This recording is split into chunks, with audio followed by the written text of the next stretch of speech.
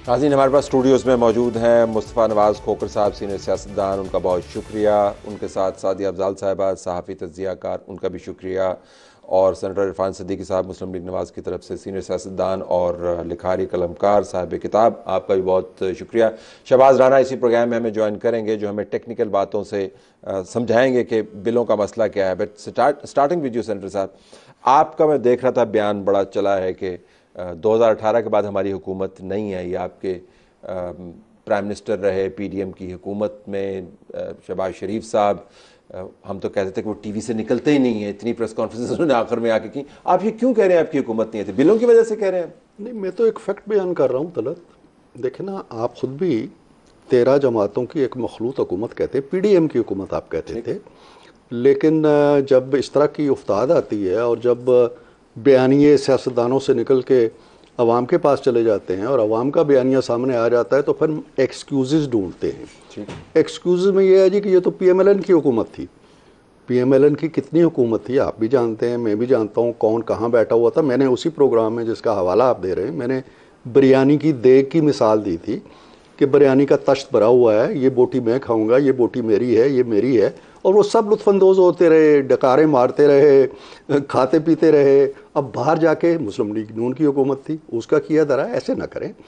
अगर कुछ किया धरा है जो कि है, जो कि नज़र आ रहा है ना, लोग परेशान हैं, दुखी हैं।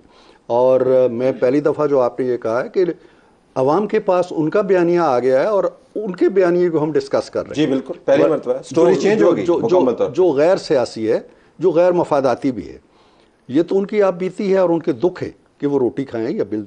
तो मैं इसलिए मैंने कहा था कि ये पीएमएलएन की हुकूमत इसलिए नहीं हो सकती है कि उसके वज़ीर आज़म का ताल्लुक किसी और जमात से था। लेकिन आप वसद एहतराम, आपकी हुकूमत ने वो मुआहिदा किया जिसके ऊपर उस वक्त के वज़ीर आज़म शहबाज शरीफ साहब ने कौम को मुबारकबाद दी। उस वक्त के फाइनेंस मिनिस्टर इसहाक डार साहब ने अल्हम्दुलिल्लाह वाला ट्वीट किया। आपके पास पावर की मिनिस्ट्री मौजूद थी। तो मुख्तसरन आप ये फरमा रहे हैं कि ये आपकी तरफ से एक्सक्यूज़ नहीं है, अब आप नहीं बच रहे जिम्मेदारी से, जो इल्ज़ाम आप दूसरों पे कर रहे हैं। देखिए ना, जब हाइंड साइड में आप चीज़ों को देखते हैं ना जी, तो आपको फिर उसके नतायज और असरात पे आके फोकस हो जाते हैं। आप अगर उस सिचुएशन में चले जाएं जो उस वक्त थी कि जी IMF से मुआहदा होना हमारे लिए ज़िंदगी और मौत बना हुआ था, ठीक, यूँ लग रहा था कि जैसे ये मुआहदा नहीं होगा हम डिफ़ॉल्ट हो जाएंगे, और अगर खुदा न खास्ता हो जाते तो पता नहीं इन बिजली को बिलों का हाल क्या होता, बिजली होती या ना होती, या किस क्राइसिस से हम दो चार होते, ये हम नहीं कह सकते। तो उस वक्त अल्हम्दुलिल्लाह कहना जायज़ था। उस वक्त एक साई ऑफ रिलीफ जिसे कहते हैं। और आप जो लाहौल वाला कह रहे हैं, फिर उसका क्या करें? लाहौर वाला क्या मतलब है कि लाहौर वाला को किस किस्म की बला में हम फंस गए हैं, वो भी तो हम कह रहे हैं ना। इन्हीं मुआहदात के नतीजे में मैं ये कहता हूँ कि ये मुआहदा हमारी या पीडीएम की हुकूमत के दौरान जन्म नहीं लेता। ठीक है, ये मुआहदा जन्म लेता है उससे पहले। वो हमें बिल्कुल, उससे कौन इनकार करे। Let me bring in Mustafa साहब, how do you read this? मतलब अब shifting of the blame has started. उनका मानना है कि हमारा मुआहदा थोड़ी था, 2019 में किया, आज खुर्रम तसगीर साहब ने भी ये बयान दिया। But your take on this, what is happening?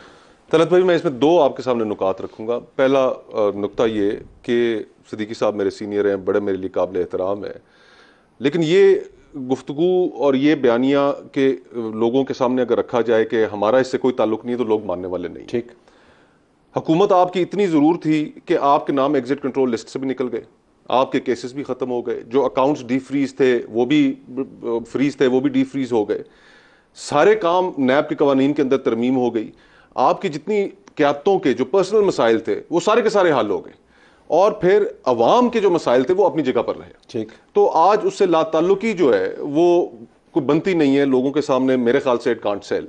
दूसरा नुकता मैं जो आपके सामने रखना चाहूंगा, कतई नज़र इस सारी कॉन्वर्सेशन से, वो ये है कि आज जो इस मुल्क में बहरान है, पहले उसकी संगीनी का एहसास कीजिए। ये बहरान इतना संगीन है, और ये सिर्फ पावर सेक्टर के बहरान की मैं बात नहीं कर रहा, ये बिजली के बिलों की मैं बात नहीं कर रहा। बिलाशुबा अवाम इस वक्त सख्त तकलीफ में है, लेकिन पाकिस्तान को जिस बहरान का सामना है ये पूरे मुल्क को ले बैठेगा। और ये बहरान बना क्यों है, हमें उसकी वजूहात पे गौर करना चाहिए, और फिर उससे निकलना कैसे। आप मुआशी बहरान की बात कर रहे हैं या किस मैं बात कर रहा हूं सियासी अदम इस्तेकाम। ठीक, मैं बात कर रहा हूं सियासी बहरान की, कि आज हम माशी बहरान इस वजह से देख रहे हैं कि कंटिन्यूसली हमारे मुल्क में 10 सालों से एक सियासी बहरान है, और वो बहरान शुरू हुआ डॉन लीक्स के बाद। ठीक, डॉन लीक्स के बाद से लेकर आज तक ہم نے 2 الیکٹڈ پرائم منسٹرز کو نکلتے ہوئے دیکھا, ہم نے ان کو گرفتار ہوتے ہوئے دیکھا, ہم نے ان کی پارٹی کے رہنماؤں کو گرفتار ہوتے ہوئے دیکھا, ان کے ورکرز کو گرفتار ہوتے ہوئے دیکھا. تو آپ کیسے ایکسپیکٹ کر سکتے ہیں کہ جب اتنا بڑا سیاسی عدم استحکام ملک کے اندر ہوگا تو اس کے نتیجے میں آپ کا معاشی استحکام آ جائے گا؟ نہیں ہونا. اور اس سارے بحران کے جو ذمہ دار ہیں اس میں سیاستدان بھی شامل ہیں, اس میں ججز بھی شامل ہیں, اس میں ہماری جوڈیشری کا بہت بڑا کردار ہے, ہمارے جرنیل بھی شامل ہیں. کیا میں چاہوں گا کہ ٹویٹ آپ کا دکھائیں. You said exactly this. جی, کہ اس کے اندر سب شامل ہیں اور افسر شاہی اس کے اندر شامل ہے. ہم سب نے مل کر اس بحران کو آج اس مقام پر پہنچایا ہے کہ اس سے اگر ہم نے نکلنے کے لیے جو فیصلے ہمیں ضرورت ہیں کرنے کے, اگر ہم نے نہ کیے تو ملک خدا نخواستہ. I'll come to those decisions. Let me go to Sadia at this point. Shahbaz, thank you very much for joining us. اب بسد احترام آپ نے جو آرگومنٹ کیا وہ ایک بلوے کی ایف آئی آر کی طرح ہے. جب بلوا ہو جاتا ہے تو پھر آپ کو پتہ نہیں چلتا آپ نے ایف آئی آر کس پہ لگانی. تو اگر آپ نے ذمہ داری کو شفٹ کرنا ہو تو پھر کہتے ہیں جی کہ سیاسی بحران ہے, وہ کہتے ہیں حکومتوں کا معاملہ نہیں ہے. یہ ریاستی معاملہ بھی ہے. مثلا اگر آپ دیکھیں نا کہ بجلی کی چوری دیکھ لیں, جن ایریاز کو آپ ٹیکس نہیں کرتے ہیں اس کو دیکھ لیں. میں تو حیران ہی ہو گیا یہ بھی دیکھا کہ جج صاحبان جو ہے محترم 2,000 یونٹ جو ہے مفت لے رہے ہیں, پریزیڈنٹ صاحب بھی مفت لے رہے ہیں. پریزیڈنٹ صاحب اگر اللہ ان کو حیات دے, ان کی بات نہیں کر رہا, وہ عہدے پہ اگر وہ فوت ہو جاتے ہیں, ممنون صاحب جس طرح ہوئے, تو ان کی جو ویڈو ہیں ان کو 2,000 یونٹ. مطلب یہ تو بالکل کھلا کھاتا ہے. دیکھیں, پہلے تو جس طریقے سے لوگ سڑکوں پر آئے ہیں طلعت صاحب, دس از انپریسیڈنٹڈ. کہ اتنے ٹائم سے ہم بھی ابھی بات کر رہے تھے پروگرام سے پہلے کہ ایک ہی ٹاپک چل رہا تھا, سیاست پہ بات ہو رہی تھی, بہت ساری چیزیں ہیں. اب عوام جو سڑکوں پر آئیں, دس از ناٹ این آرکسٹریٹڈ موومنٹ. بالکل صحیح کہہ. یہ وہ موومنٹ ہے جو آرگینک تحریک کے طور پہ آپ کو نظر آ رہی ہے کہ عوام جو ہیں وہ غربت سے تنگ ہو کے, مہنگائی کے ہاتھوں تنگ ہو کے, اور ان بلوں کی وجہ سے last nail in the coffin was these bills. 75 سال کا بزرگ بھی موجود ہے اور 7 سال کا بچہ بھی سڑک پہ موجود ہے. بالکل ایسا ہی ہے کہ یہ جو تحریک ہے, جب عوام خود اپنے ایشو سے تنگ آ کے سڑکوں پر آ جائیں تو پھر آپ اس تحریک کو روک نہیں سکتے until and unless آپ ان کا مسئلہ جو ہے وہ حل کریں. دوسری چیز, آپ کو اس تحریک میں کہیں یہ نہیں نظر آئے گا کہ جی پیپلز پارٹی نے کر دیا یا نون لیگ نے کر دیا یا پی ٹی آئی نے کر دیا. عوام کہتے ہیں کہ جی حکمران ہمارے ایسے ہیں, آپ کی اشرافیہ ایسے کہ جی ہم ٹیکسز دیں, ہم بل بھریں, ہمیں بجلی بھی نہیں ملتی ہے, اس کے باوجود ہمارے بلز آ جاتے ہیں, اور آپ کے جو اشرافیہ بیٹھی ہوئی, آپ کے جو حکمران بیٹھے ہیں وہ عیش و عشرت کی زندگی گزار رہے ہیں. کیوں؟ ایک تو ڈسکریمنیشن. آپ نے فرمایا کہ صرف اس میں ایک اور زاویہ دیتے ہوئے کہ وہ یہ بھی ساتھ کہہ رہے ہیں کہ سارے ایک جیسے ہیں, سارے ایک جیسے ہیں, سارے ایک جیسے ہیں. اب وہ جو ہے تفریق نہیں کر, تفریق نہیں ہے. پہلے ہوتا تھا کہ جی یہ اچھا ہے, یہ تھوڑا کم برا ہے, اب وہ کہہ رہے ہیں سارے اچھے ہیں. اچھا, دوسری چیز, ہمارے جس کی بھی حکومت رہی ہے, تقریباً تمام ہی جماعتوں نے حکومت کر لی ہے, وہ انہوں نے سب ایک چیز میں عوام کو پھنسایا کہ دیکھیں جی ماضی کے حکمران تھے نا, وہ یہ معاہدہ کر کے چلے گئے تھے, آئی ایم ایف والا, یہ ناگزیر تھا اس لیے ہمیں کرنا پڑا, اور یہ جو شرائط ہم پہ لگائی گئی ہیں اس کی وجہ سے بوجھ آیا. آئی ایم ایف کے معاہدے کو تھوڑی ٹائم کے لیے سائڈ پہ رکھیں. آپ اپنی انکمپٹنس کب تک اس طریقے سے چھپائیں گے؟ کیا آئی ایم ایف نے آپ کو منع کیا تھا کہ آپ سبسڈی ریفارم نہ لائیں؟ آئی ایم ایف نے آپ کو منع کیا تھا آپ ٹیرف ریفارم نہ لے کر آئیں؟ آئی ایم ایف نے آپ کو منع کیا تھا کہ یہ جو 520 بلین روپے کا لاس آپ کو صرف 2022 کے اندر ہوا ہے, وہ بھی صرف اور صرف آپ کے ٹرانسمیشن اور ڈسٹریبیوشن کے لاسز کے اندر آپ وہ کریں. آپ کیوں نہیں کر سکے ہیں؟ آپ نے جو ڈسکوز کے اندر جو سی ای اوز بٹھائے ہوئے, ہائیلی انکمپیٹنٹ لوگ بٹھائے ہوئے, وہ کس طریقے سے بورڈز بن رہے ہیں, وہ کس طریقے سے ان کمپنیز کو چلا رہے ہیں, اس پہ کوئی بات نہیں. جو آپ کے کرنے کا کام جو آپ نے نہیں کی, تو جب اس کو نیرو ڈاؤن کر کے ہمیں بتائیں. وہ کہہ رہے ہیں کہ ہماری حکومت تھی نہیں, یہ کہہ رہے ہیں کہ یہ سیاسی عدم استحکام ہے.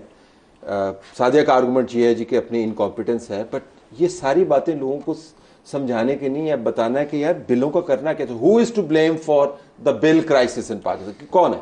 یہ ایک حکومت کی کہانی نہیں ہے, ایک پاور سیکریٹری کی کہانی نہیں ہے. یہ کہانی چل رہی ہے آپ کی 1994 سے. 1994 میں اس کی بنیاد رکھی گئی جب ہم نے پہلا انڈیپینڈنٹ پاور پلانٹ لگایا. ویسے تو 1991 میں آ گئے تھے, 94 کی پالیسی کا پلانٹ ہے. وہاں سے غلطی ہوئی کہ جو اس وقت کا سرمایہ کار آیا اس کو آپ نے ڈالر میں, اگر آپ نے روپے میں بھی ادائیگی کرنی تھی تو ایک ڈالر کا ریٹ آپ نے اس کے ساتھ طے کیا کہ اس ریٹ کے اوپر ہم آپ کو ادائیگی کریں گے, اگر آپ کا پلانٹ بند ہوگا تو اس کے باوجود ہم آپ کو پیمنٹ کرتے رہیں گے. اس پالیسی کو بیس بنا کر 2005 میں اسی طرح کی ایک پالیسی 2002 کی تھی, پھر 2005 میں اس کے پلانٹس لگے, 2013 میں اس کو ریپلیکیٹ کیا گیا, وہ جو چائنا پاکستان اکنامک کوریڈور کے تھے. جب اس کو ریپلیکیٹ کیا گیا تو اس کو بہت سارے کیسز میں جو آپ کو پہلے آن این ایوریج کو 17% آپ کو ریٹ آف ریٹرن مل رہا ہے, وہ 27% تک. میں نے ایک خبر کی اس وقت, اور یہ خبر نمبر جو تھے آفیشیلی پاور ڈویژن نے ایک اسٹینڈنگ کمیٹی میں دیے کہ ریٹرن آن ایکویٹی جو تھا کچھ کیسز میں 34% تک